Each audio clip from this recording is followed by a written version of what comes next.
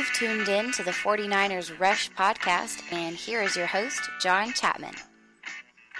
All right, NFL draft fans and 49ers, this is time to talk some more draft football. So if you listened to our previous episode, we broke down our top tier of wide receivers, Kelvin Harmon, Marquise Brown, and DK Metcalf. Those guys are all in the top tier for me.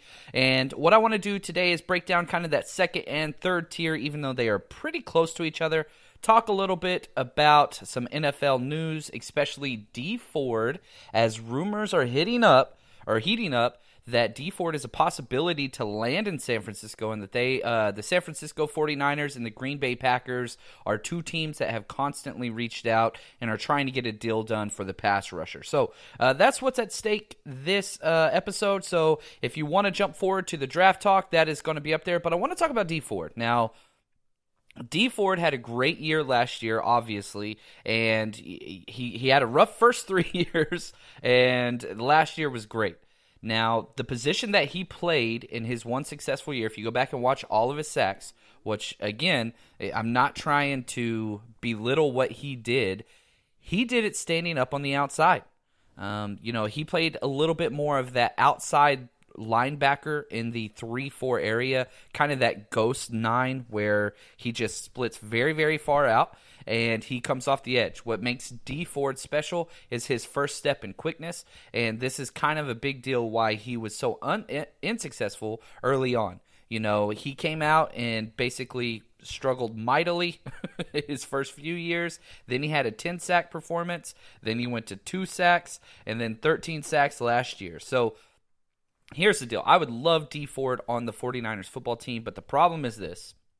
Because he's already been franchised, not only are you going to have to give up probably a second or third rounder to get him, you're also going to have to pay him north of $17 million a year, because that's just what free agents go for in today's NFL. So you're talking about a 3 to 4 year contract, $17 million per, which we have the room for. I don't have a problem with that. But the main issue is, we have not seen him successful with his hand in the ground. Now, if you go all the way back to Dee Ford's Auburn days, and I remember scouting him just saying, man, elite first step.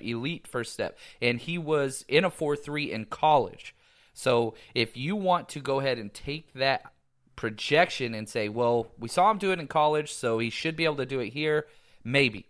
The 49ers are, especially on defense, historically known in the past 2 years of playing people out of position and trying to fit their talents into our scheme. And it's worked with some, and it has been absolutely catastrophic with others, i.e. Solomon Thomas. So this is one of those that I'm hoping the 49ers lose out on. Yes, I understand pass rush is the number one concern, and I do want a pass rusher, but I do not want to give up top-tier draft capital, and I do not want to pay top-tier money, and I do not want to put a person outside of where they have been successful in the NFL, namely putting his hand down. I know it's very, very similar, but you don't see him going through the play side shoulder of offensive tackles to make his sacks. If you go watch all of his sacks, he is wide 9, ghost 9, screaming off the edge, and we don't do that. We don't do that in our defensive scheme. He's going to have to line up on the outside shoulder and fight through that,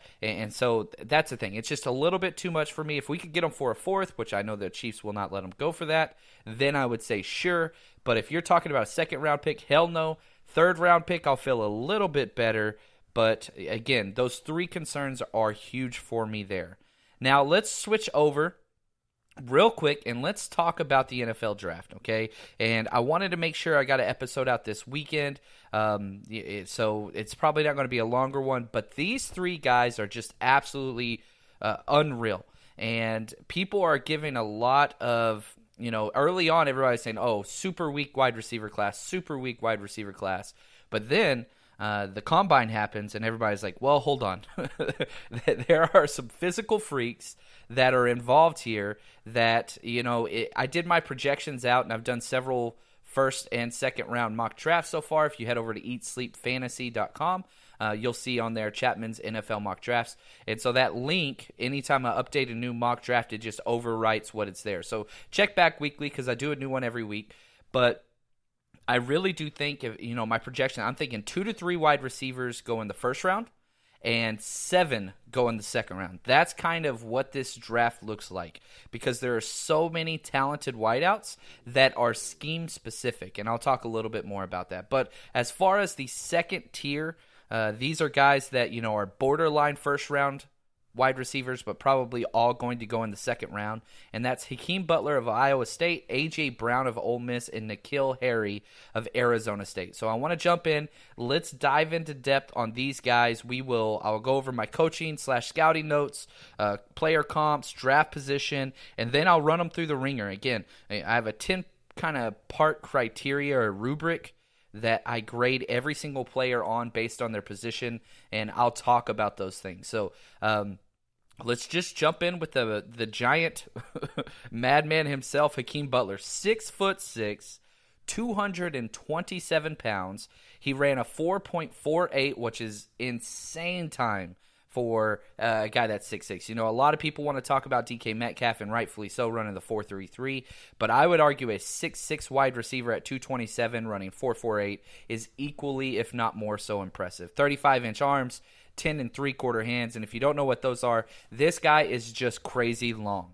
After the combine every year, I do a catch radius chart where I add up the height, the arm length, and the vertical, and that kind of gives you the idea of where these players fit and how high they can jump and what their target or catch radius is going to be for the quarterback. Well, Hakeem Butler and DK Metcalf tied with 149 inches, which, again, let me save you some math. That's basically 12 and a half feet up in the air. So if you want to think about basketball, they're just off of their vertical are pretty close to touching the top of the backboard. They can get up there pretty dang high. So if you have a quarterback and if you're struggling in the red zone, Hakeem Butler is going to be your number one wide receiver for a lot of teams. There's no doubt. Again, 49ers, their red zone woes are well documented. If you are looking for somebody to kind of throw that back end fade to or in the back of the end zone running across, this is your number one guy, and that's Hakeem Butler. Now, deep ball, that's kind of who this guy is. Just as well as anybody in the draft when the ball is in the air. Just ball awareness, body awareness, all those things are there. He knows where he is, drags his feet on the sideline as he makes catches very well. He is always running routes past the sticks, not before the sticks, which 49ers fans, we've seen that. Capable blocker, that's fine, but the biggest critique that I had of him is that he lets the ball get into his body a little bit too often. Now, he can extend and naturally pass catch, and what I mean by that is getting your arms out in front of you and plucking the ball out of the air. So he can do that, but sometimes he doesn't.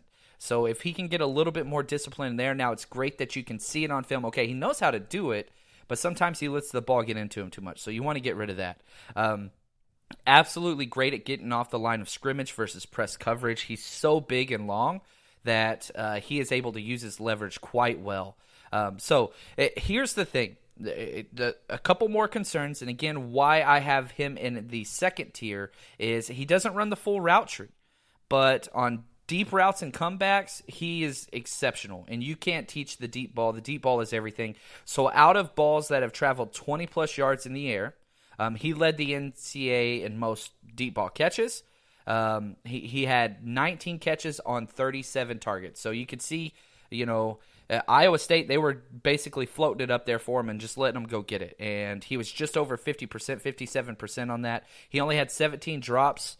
I say only had 17 drops. I should have said he had 17 drops. That's a negative statistic on 110 targets. So he is something that is special, and as I said before, he will be the number one wide receiver on a few different teams' draft boards. And my player comp he is exactly what we hoped Dorial Green-Beckham would be. So if you go back to DGB, who was in the news this week again, got arrested, but he is what we thought he was, just this superior athlete and superior size to everybody else on the field, and he has the body control and hands whenever he practices to put the ball in the end zone. So I think he will go in the second round, early second round. Now, let's run them through the criteria of what I have here. So these are in order of importance. And so the most important thing, and I'll do this for all the wide receivers we talk about today, route running. Now, route running and full route tree kind of go together. The routes that he runs are impeccable, so I gave him a 9. The problem is he only runs 2 out of 10 on the full route tree. He doesn't do a lot of complex routes, so he's going to have to work. He is kind of the antithesis of, we look at Dante Pettis, who can do everything and get separation and all those things. That's not who this guy is. That's not who he is. Natural pass catcher, I gave him a 6 because he can do it. Not that he always does it. Separation is a 6. He's a speed guy. Contested catches is a 7. That's what he does. Elusiveness is a 7, actually, because even though he's big, whenever he has space and you can see the corners or safeties trying to track him to bring down the tackle, they all take the incorrect pursuit angle because he's so long and a strider that it's deceptive speed. So because of that, the elusiveness is a 7. Catch radius is an absolute 10. Nobody is as high as him. Let's see here. Acceleration is a 7. Again, he can go. Blocking's an 8, and top-end speed. Man, I think I had him as a 7 initially, and I want to bump him up to an 8 because that combine was just unreal. So that's Hakeem Butler. I really, really like this kid, and I'm struggling keeping him in the second tier or putting him up in the first tier. That's kind of where I'm at with him. Now let's jump to a player that's completely different in body and size, and that's A.J. Brown out of Ole Miss. DK Metcalf's roommate, 6 foot, 226 pounds, another 4'4" guy, 4.49, 32-inch arms, and 9 3/4 hands, so a little bit smaller hands. This guy, there's not a lot of comps for him in the NFL. He is a jacked, athletic hybrid out of the slot. Now, he played exclusively in the slot, and he's not your traditional kind of shifty Trent Taylor slot guy. He's more of a juju slot guy. Like, that's kind of what he looks like and plays like. Very large. He does let the ball get into his body way too much. And if you go and watch any Ole Miss's tape, you're scratching your head a lot because it's a very simplified offense. It's lots of just bubble screens, hitches, go routes. And so because of that, we have another guy, and this is kind of the way that the NCAA is going, oversimplified offense and route trees and just allowing athleticism to beat your opponents, which Ole Miss had a whole bunch of athleticism, but some pretty poor coaching and some pretty poor quarterback play. So least diversified route tree of all the top-tier wide receivers. Now, he has the size to play outside, but it's a projection because we haven't seen him do it yet. So not saying A.J. Brown cannot play outside, just saying he hasn't done it. We haven't seen him do that at this level. And looks like a running back out there playing the slot, back-to-back 1,250-plus yard seasons. And, I mean, that's the thing. 19 career touchdowns. He is an absolute playmaker. He caught 10 out of 24 deep balls, but he had 13 drops on 254 targets with a 74% catch rate. So if we look back at, Hakeem Butler, 17 drops on 110 targets, and here we go. He's got an extra 140 targets A.J. Brown does over him with 4 less drops. 74% catch rate is ideal. I mean, that's unreal. Slot wide receivers usually are about 10 points higher over outside wide receivers, but anything over 65% for any position, whether you're a slot or whatever, is usually seen as a good thing. If you're in the 50s, that's Dez Bryant territory where they just drop a whole bunch of balls. Michael Crabtree in the past couple years led the NFL in drops. He was at about a 53% catch rate. Now, player comparison, which I struggled with this one big time. It's basically if Le'Veon Bell came out of the draft as a slot wide receiver, that's who A.J. Brown is. I do think that he will go in the second round, and if your team already has a slot, I don't think that you want this guy. Just because, again, he could play outside, but you haven't seen it, and he doesn't run the routes. So let's run him through the gauntlet. Route running is a 6. He does run fairly good routes. It's just, man, he doesn't run a lot of them. Natural pass catcher is a 3. He lets the ball get into his body a lot, but his catch rate is high. So that's one of those things, like, is he still going to be able to get that type of separation at the NFL level against the elite cornerbacks? That's something we're going to have to see. So some teams are going to be like, man, I don't know if this is what I want out of this guy. Usually you go with the kind of small, sure-handed wide receivers that are shifty in space. So a lot of teams are going to look at A.J. Brown and say, he doesn't really fit what we do. but some of the creative, new, innovative offensive coaches are going to look at him and say, we have to have this guy. So, again, it's kind of one of those pick your poison. Some people want them, some people don't. Separation's a 5, doesn't do a whole bunch of that. Contested catches is a 6. Elusiveness is an 8. Get him the ball and just let him do whatever he wants to do. He is a huge first down machine because you could throw a 5-yard hitch and he's going to fight for that extra 5 yards on first down because, again, think about a running back and just getting him the ball on the edge. Full route tree, he got a 2. Probably should have been a 1. Catch radius is a 6. Acceleration is an 8. Blocking is a 6. And top-end speed is an 8. So that's A.J. Brown. I really do like him. I'm curious to see where he's going to go. Hopefully he goes to a system that fits what he does, and instead of a coach trying to fit him into their system. Have a plan, man. Whoever drafts him, they better have a plan. If not, he's going to be his talent's going to be a waste. Now, before we get to our third wide receiver, I just want to take a second just to thank our sponsors, Game Day Sports and Memorabilia. These guys are the absolute best. They gave us, a signed Jerry Rice helmet, a signed Frank Gore helmet, signed jerseys. We just gave out another signed Roger Craig jersey to my boy Travis. Congratulations again. He tweeted out that he got that, and really appreciate you doing that. And so these guys, if you have any memorabilia for any sports, this is where you need to go. Game Day Sports, memorabilia.com. They've got it all, and their prices are just unreal. So Game Day Sports and Memorabilia, just want to say thanks to those guys over there. Now, the last wide receiver that I have in this top tier, that is N'Keal Harry out of Arizona State. 6'2", 228, 4.53 40, 33-inch arms, and 9.5 hands. I was a little surprised about his hand size, but that's okay. Now, a lot of people are going to have N'Keal Harry up in their top tier, and I am fine with that. I'm okay with that. Now, the reason why I don't have him up there, again, is, his size and athleticism are second to none. 6'2", he was listed at 6'4", so I was a little bummed whenever he came in 2 full inches shorter than that. But his athleticism is there. Most of his routes were screens and go routes. Stop me if you've heard this before. Very tight hip, though, and rounds off his breaks consistently. So he is a guy that you want to man up. Against zone coverage, N'Keal Harry's going to be he's going to destroy it. But if you put a good corner on him, he's going to have some major issues. Natural pass catcher when the ball is in front of him. Outside of that, like if he is posting up or doing a comeback route, and then he always extends his hands, but outside of that, the ball is always bouncing off his shoulder pads or hitting him. So a little bit, it depends on where he is. Specializes in deep jump balls. Just think about a basketball player. Amazing at tracking the ball and waiting until the last second to go up and get it. Zero separation, but is very, very physical and great at contested catches. So if it's like that in the Pac-12 where he played with Arizona State, imagine what that's going to be like in the NFL. Again, a 6'2 guy and a 6'4 guy. Not saying he can't be successful. I think he will. But again, if he doesn't go to a creative wide receivers coach or creative offensive scheme, just know this guy is going to struggle mightily in his first and second year because he's already blanketed at the Pac-12 level.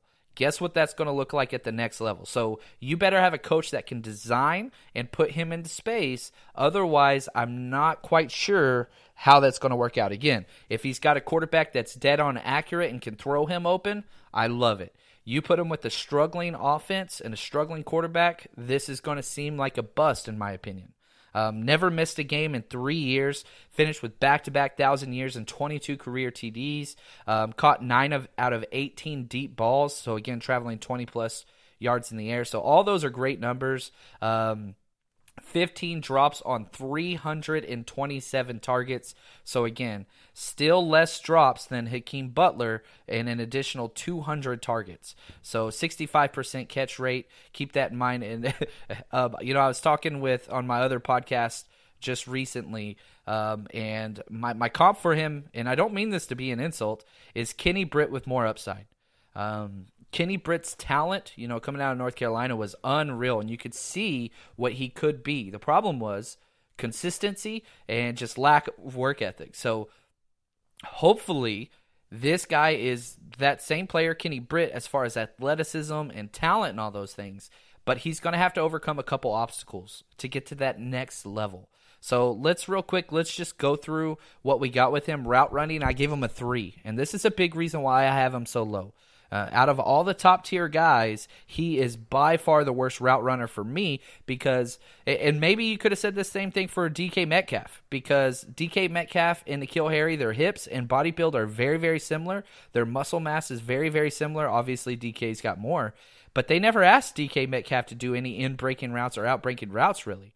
Outside of simple ins, just simple in routes and out routes, there was no complexity there. Well, they did ask N'Keal Harry to do it, and he proved over and over again on film that he couldn't do it. So just something to keep in mind there. Natural pass catcher, again, 8. He does it when the ball is in front of him. Separation is a 2. Contested catches is a 10. So you're going to get a guy that's going to have a lot of highlight and almost circus catches, but not a lot of times where he's just in the space by himself. Elusiveness is a 5. Full route tree is a 2. Catch radius is a 9. That boy gets up there. Acceleration 4. Blocking is an 8. Very physical. Top end speed 6. So because for me, route running and separation are 2 of my top 3 criteria, that's why I have him bumped down. But to put him outside of these top 2 tiers, I think is just not a you can't do that just because he's got so much there. Now, a couple people asked me about Riley Ridley. I'll go over him relatively quickly. The best route runner and get off in the draft. It's just what he does. So as far as the first 3 seconds of the pass play, Riley Ridley should be number 1. It's what happens after that issues start to arise. You know, Riley Ridley, it's Calvin Ridley's brother. He's out of Georgia, 6'1", 199 pounds. Ran the 40 in a 4.58, which was a little low, but that's okay. 32-inch arms and 10 and a quarter hands. But again, amazing routes and get off. You can't press this guy. But what do you do with the guy that's only got 43 receptions in a year? That was the 3rd target on his team in college. You know, Georgia's offense, obviously, completely stacked with ball carriers, quarterbacks, O-linemen, everything. But to be the 3rd option on your offense just out of wide receivers a lot of times, I think kind of puts into perspective, this is a guy that has all the potential and a lot of the talent, but he never came into fruition. Now, on those 43 catches, he did get 9 touchdowns. It doesn't seem like he likes blocking a lot. So if it's an easy block, he's in the position, but he'll pull up short a lot of times and watch a defender hit his running back. And so several times as a coach, I'm watching his film just like, what the hell, man? Like, I would be yelling at this dude on the sidelines for letting his teammate get shellacked by somebody because he didn't want to put his shoulder or put his arms in there. And you see that quite often. So, you know, I've looked at Pro Football Focus and they have his blocking grade fairly high. And I'm just like, this is one of those times where it's like, man, sometimes you just got to watch the film and say, this is unacceptable. I understand as far as numbers go, 1 out of 10 times, but you don't see that dog in him. You don't see the I'm going to get down and get dirty all the time. Yes, he shows it, but sometimes he just, again, kind of just holds his hands up and just watches. And I do not like people that watch other people play football. It's a pet peeve of mine. Now, here's the deal. Only 4 catches on deep balls, 63% catch rate overall, 9 drops on 109 targets. And kind of who I saw him was Miles Austin in his prime. So I know Miles Austin, you know, wasn't a big deal coming small school and all that stuff. But whenever Miles Austin was in his prime, running routes and fully healthy and had an accurate quarterback, watch out. Sky's the limit for this guy. I mean, you're dating Kardashians. That's how good he is. So if he falls into a system with a quarterback that is accurate and a player's coach, then I think he will be very, very successful. If not, it's going to take him a while because, again, are you expecting his production in college to jump up in the NFL? It can. It definitely can.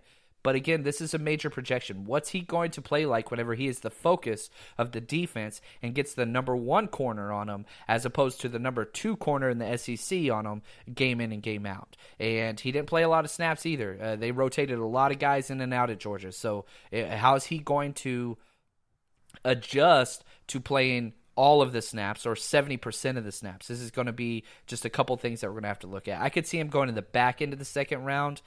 There's just a lot of guys here. So, obviously, there's more. J.J. Arcega-Whiteside, Deebo Samuel, Paris Campbell, Emmanuel Hall, all these guys. And maybe if we have time, we'll loop back before the draft and kind of go over the next tier of guys.